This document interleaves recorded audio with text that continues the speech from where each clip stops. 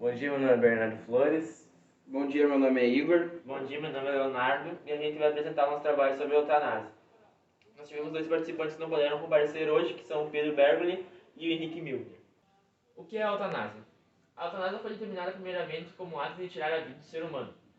Contudo, depois de ser debatido e repensado, foi determinado como a morte sem dor, ou seja, sem sofrimento desnecessário. Já nos dias de hoje é apreendida como uma prática para abreviar a vida, com o objetivo de aliviar ou evitar o sofrimento para os seus pacientes. O termo é ilegal no Brasil, porém é aceito em alguns países, como a Holanda e a Bélgica. Exemplos de eutanásia. Atualmente, a eutanásia pode ser classificada de várias formas, de acordo com cada critério considerado. Quanto ao tipo de ação, a eutanásia ativa é o ato deliberado de provocar a morte sem sofrimento do paciente, por fins misericordiosos. A eutanásia passiva ou a indireta é quando a morte do paciente ocorre com o objetivo de minorar o sofrimento.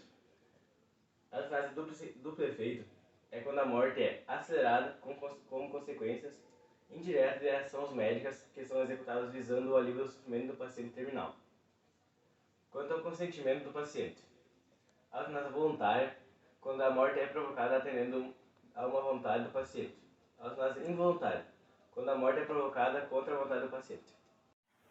Bom, o conjunto de leis brasileiro contém diversas ramificações, tais como direito civil, direito administrativo, direito constitucional, direito do trabalho, direito processual penal e civil, direito penal e entre outros. Cada um com a sua matéria específica, onde todos juntos formam um único sistema, no qual define todas as leis que devem ser seguidas. Deste modo, é certo que todos os ramos jurídicos acima expostos formam um único direito, do qual o direito penal é integrante. Assim, o direito penal está dentro do sistema, como um instrumento pacífico social.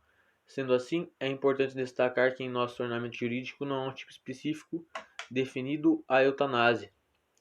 Isso não quer dizer que a prática seja legalizada no Brasil, onde quem a pratica pode responder criminalmente como em curso do artigo 121, do artigo 122 ou no artigo 135, todos no Código Penal vigente a depender do caso. No Brasil, o atual Código Penal não especifica o crime da eutanásia. O médico que tira a vida do seu paciente por compaixão comete o homicídio simples tipificado no artigo 121, sujeito a pena de 6 a 20 anos de reclusão, ferindo ainda o princípio da inviabilidade do direito à vida assegurado pela Constituição Federal. Bom, questões éticas e morais. O tema eutanásia continua sendo polêmico por todos os lugares onde é discutida, por se tratar do maior bem do ser humano, a vida. O Código de Ética Médica estabelece utilizar, em qualquer caso, meios destinados a abreviar a vida do paciente, ainda que o pedido desse ou do seu responsável legal.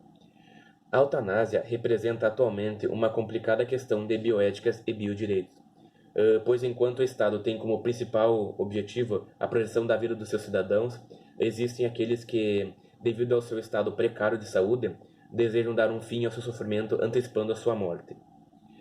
A Associação Mundial de Medicina, na Declaração de Madrid, considera a eutanásia como sendo um procedimento eticamente inadequado à bioética. Há de se observar também que o Código de Ética Médica, em vigor desde 2010, autoriza a ortotanásia, morte natural, sem interferência da ciência. Percebe-se que a eutanásia é um assunto muito amplo, que gera inúmeras discussões, tanto religiosas quanto políticas.